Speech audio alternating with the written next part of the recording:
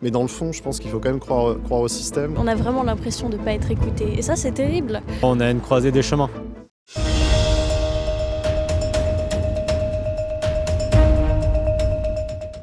Alors en ce moment, la situation politique en France est assez compliquée. Beaucoup de personnalités et beaucoup de gens pensent que Macron devrait démissionner parce que pour sortir en gros de l'impasse dans laquelle est l'Assemblée nationale actuellement. Qu'est-ce que vous en pensez, vous ? Est-ce que vous pensez que Macron devrait démissionner ? Alors de mon point de vue, je pense que ça pourrait être bien par rapport à la démocratie qui est assez bloquée en fait au niveau du découpage aujourd'hui au Parlement. Parce qu'on est découpé où personne n'arrive à se mettre d'accord. On a la motion de censure qui vient d'être votée. Donc en fait le problème selon moi c'est pas tellement l'amitié ou l'amour que j'ai pour Emmanuel Macron. C'est plutôt qu'en fait si jamais on continue dans ce sens-là, s'il continue à être têtu là-dessus, en fait on pourrait risquer de se retrouver face à des motions de censure, des dissolutions, cela jusqu'à la fin de son mandat. Et donc pour moi en fait, on va vivre une crise démocratique jusqu'à la fin de son mandat. Donc en fait si on pourrait on va dire arrêter l'hémorragie tant qu'il est temps, ça serait quand même pas plus mal. Moi je ne suis pas d'accord qu'il démissionne. J'estime plutôt que j'ai pas trop d'avis à émettre sur la question en tant que telle, mais plutôt un point de vue en fait sur la situation du point de vue de la jeunesse, parce que j'étudie à la fac en parallèle et il y a en ce moment des mouvements étudiants qui sont assez massifs et qui entraînent des blocages et donc l'arrêt des cours. Et on a vraiment l'impression d'un terrible manque de communication.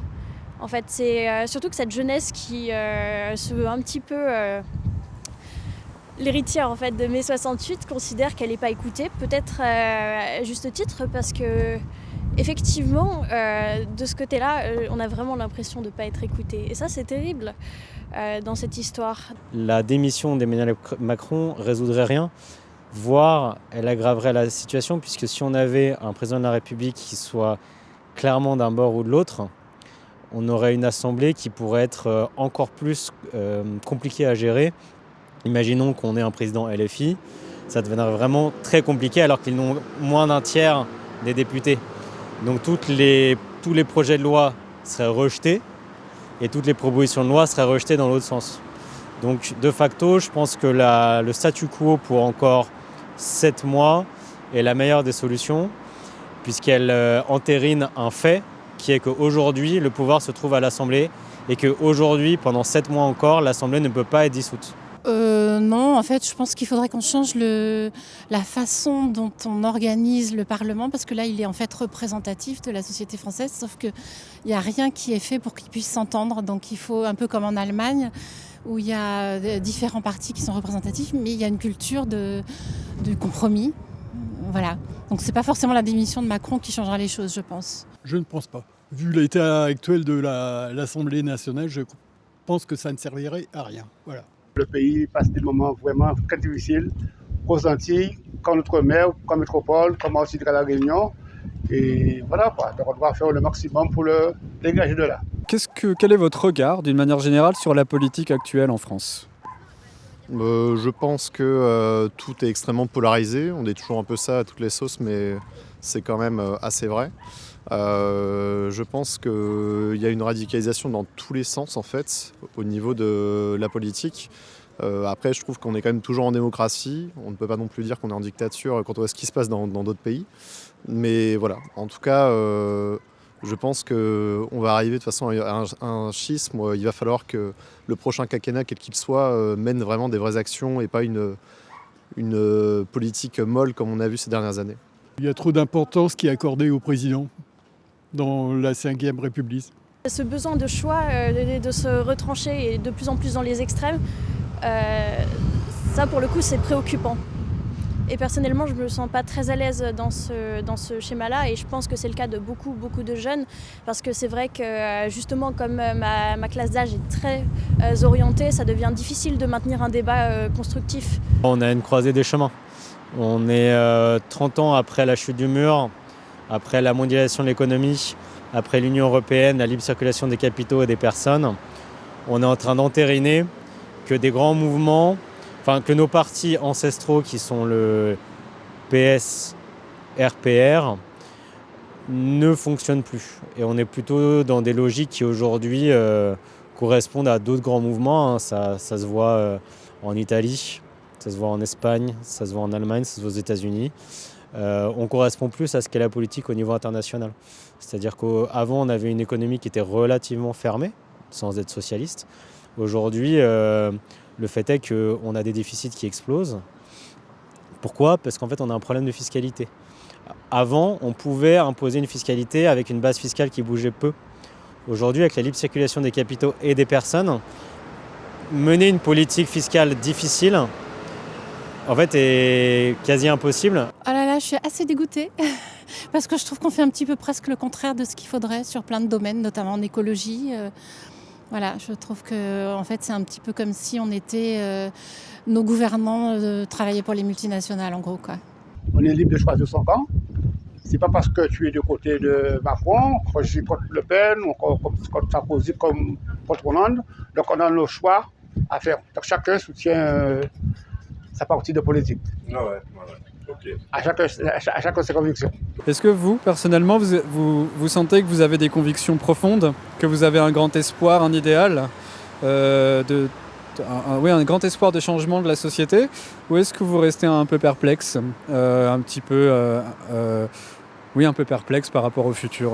Qu'est-ce qu'il y a dans votre cœur, entre guillemets? Oui, non, c'est une bonne question. J'ai la chance d'avoir étudié les sciences politiques et donc de facto, si quelqu'un avec peu de culture politique et jeune se regarde en arrière, effectivement, en 10, 15 ans, 20 ans, le paysage politique apparaît complètement éclaté. On est passé de partis anonymes, c'est-à-dire qu'on avait une incarnation, mais François Hollande n'était pas le parti socialiste. Jacques Chirac n'était pas la droite. C'était une des personnalités de la droite ou de la gauche, mais ce n'était pas le parti. Aujourd'hui, les partis passent derrière les personnes. En réalité, que ce soit En Marche, Renaissance, en fait, c'est Emmanuel Macron.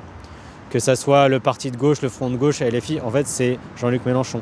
Et le RN, c'est Marine Le Pen. Bon, maintenant, Jordan Bardella. Sauf que si on regarde un petit peu dans le passé, en fait, on est juste à la fin d'un cycle. Mais c'est un cycle qui a fait à peu près une vie d'homme.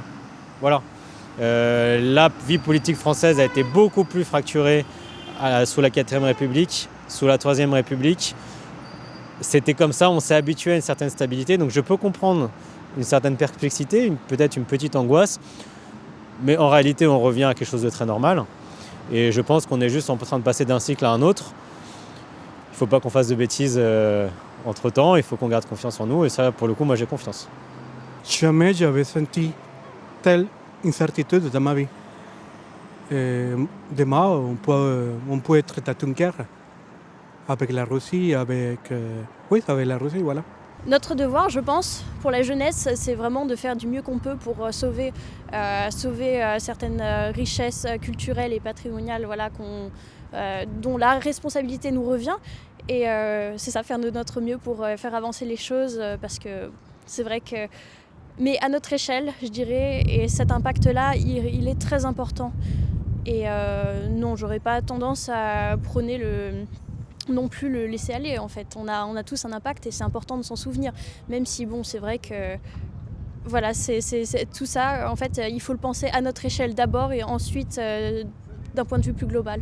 Alors pour moi, je pense que c'est assez franco-français de toujours se sentir un petit peu râleur, un petit peu désespéré, et notamment pour les jeunes générations où ils ont l'impression que rien n'a bougé depuis des années. C'est ce que j'ai dit un peu sur les réponses d'avant. Mais dans le fond, je pense qu'il faut quand même croire au système, croire à la démocratie dans le pays, et que quelles que soient ses convictions, quel que soit le bord politique, il ne faut pas baisser les bras et quand même continuer à militer si on est militant ou à aller voter s'il y a besoin. Parce que c'est pas non plus en restant chez soi, sans rien faire et commenter sur Twitter et en n'allant pas voter que ça va changer quelque chose, bien au contraire. Même si je pense qu'il n'est peut-être pas très réaliste, pour moi l'idéal c'est une société anarchiste, voilà. Je dirais plutôt pour les personnes âgées, premièrement, la vie scolaire des jeunes, et surtout il y a des jeunes qui ne travaillent pas en ce moment, ils sont au chômage. Si on pouvait créer quelques emplois pour eux, qu'ils puissent aller le matin chez eux, d'aller travailler pour pouvoir gagner des sous, de ne pas rester à ne rien faire. Comme nous aux Antilles, il y a la Martinique, Guadeloupe, il y a plein d'Antillais qui vont attacher des cabris, des bœufs, jouer à la mer, comme moi là. Ouais. Je travaille avec un pêcheur.